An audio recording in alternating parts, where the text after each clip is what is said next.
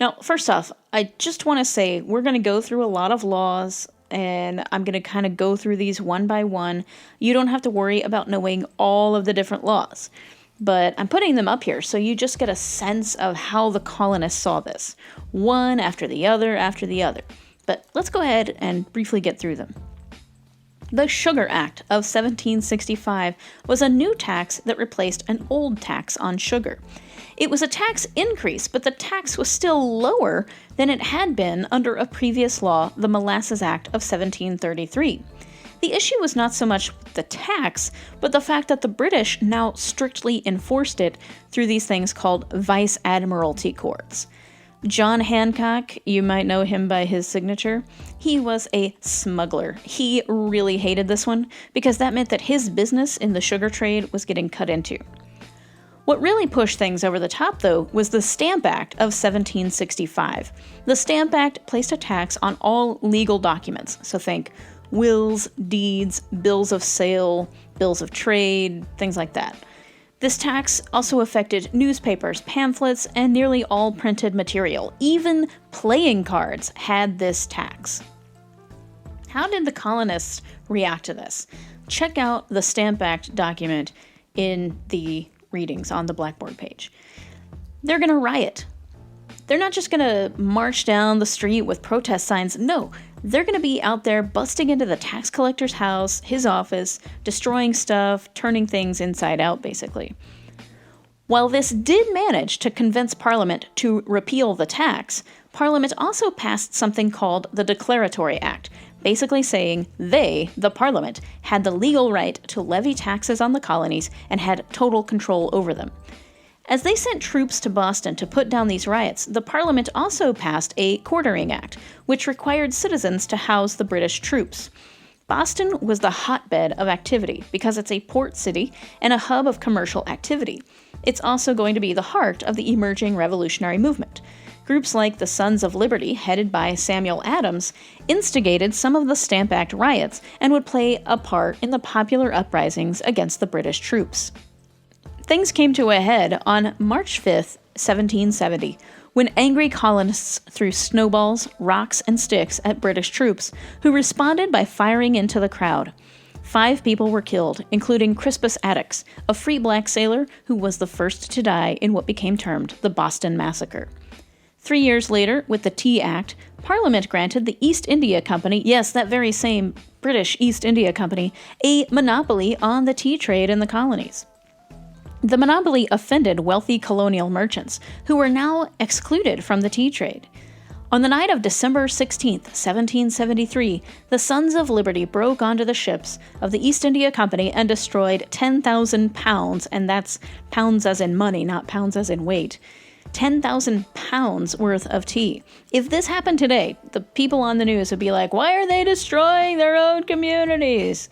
They would be treated like common criminals and labeled thugs. We call them our founding fathers. Parliament responded with its harshest penalty yet. In the so-called Intolerable Acts, Parliament closed the Boston port until the colonists paid restitution for the destroyed tea. The acts also destroyed the right of self-government in Massachusetts by dissolving the colonial legislature and placing only British-approved officials in charge. Parliament moved any trials of royal officials to England, since they said royal officials could not get a fair trial in Massachusetts. Keep in mind, however, that the British soldiers who were charged in the Boston Massacre were found not guilty in a Massachusetts court.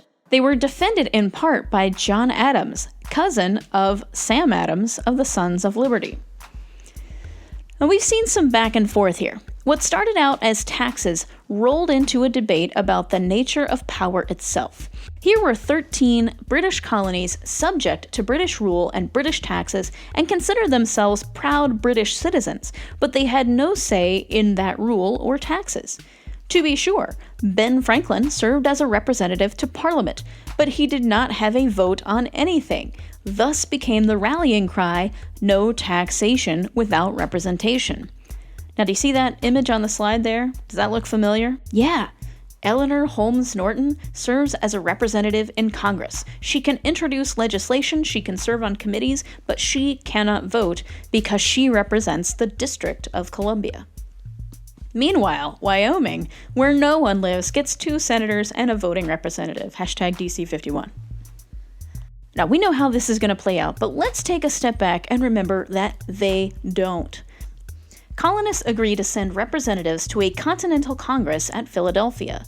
At this point, they are still proud British citizens. They'll even try to make peace with King George III by sending something called the Olive Branch Petition, which basically said, hey, King, our beef is with Parliament. You gotta get them under control. We're just proud British citizens, but we're feeling left out, you know? King George basically laughed in their face, tore it up, put it in his chamber pot, etc. Well, not literally, but he rejected the petition. In June 1776, the Continental Congress appointed a committee of 5 delegates to craft a Declaration of Independence, which became the Declaration of Independence, approved on July 4th, 1776. Now, it's really easy and it's necessary to point out the hypocrisy that Thomas Jefferson, who owned over 600 people throughout the course of his life, wrote, quote, "We hold these truths to be self-evident that all men are created equal." But it's also something to consider that this declaration's affirmation of individual rights influenced the language of revolution and popular protest around the world, right? And also, here's another thing. We know how this works out. They don't. To say those words, to declare that independence, that, if it doesn't work out, is a death sentence. That is treason to the king. As Ben Franklin kind of famously said, we must hang together or surely we will hang separately, meaning by the neck. Okay, the War of Independence doesn't start out too well, but there's going to be a slight turning point in 1777 when American hero Benedict Arnold provided a crucial victory at the Battle of Saratoga in upstate New York. And then Benedict Arnold became a turncoat, which is why we don't see any Benedict Arnold statues around today. Just saying, traitors don't get statues. This signals to France that Americans are serious about the whole independence thing, and France sees a possible opportunity to get back territory lost from the 7 Years' War. With the help of France, Spain, and the Dutch, the Continental forces defeated the British conclusively at the Battle of Yorktown in Virginia in 1781. 2 years later, peace negotiations in Paris produced our second Treaty of Paris for this lecture, Treaty of Paris 1783. This Treaty of Paris certified American independence, granted certain fishing rights to Americans off the coast of Canada, and opened the Mississippi River to both British and American trade. What comes next for the new country?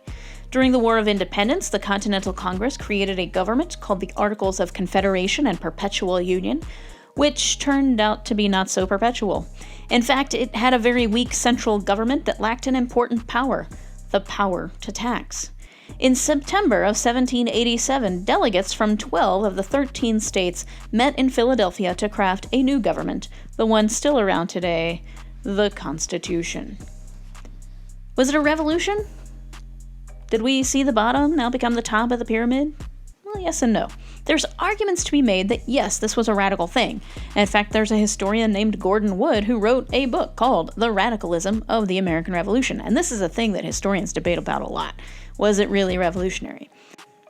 People and the consent of the governed made this a revolution. But on the other hand, the people who had largely been movers and shakers in the pre-1776 world were still in charge. George Washington went from being a wealthy planter to a wealthy planter who was president of the United States. John Adams went from being an attorney and a diplomat to vice president and then president. The only elites who really lost out were those who hitched their fortunes to the British as loyalists, which included, among other people, Benjamin Franklin's son. That must have made for an uncomfortable Thanksgiving dinner. "Hey son, pass me the potatoes." "Get 'em yourself, Dad, you're independent." Now, let's consider this in relation to the French and Haitian revolutions. Think about which was the most revolutionary, how do we define what revolutionary is, and what makes for a successful revolution. Stay tuned for Lecture 2.